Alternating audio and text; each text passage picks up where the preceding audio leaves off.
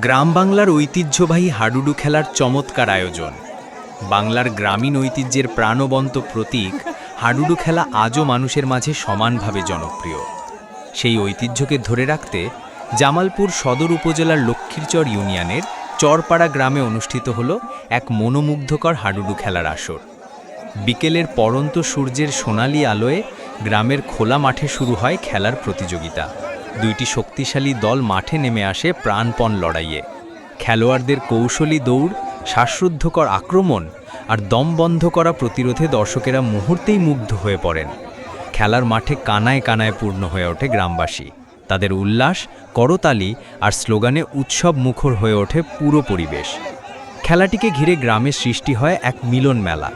নারী, পুরুষ, শিশু কিশোর থেকে শুরু করে প্রবীণ পর্যন্ত সবাই যেন আনন্দের বন্যায় ভেসে যান।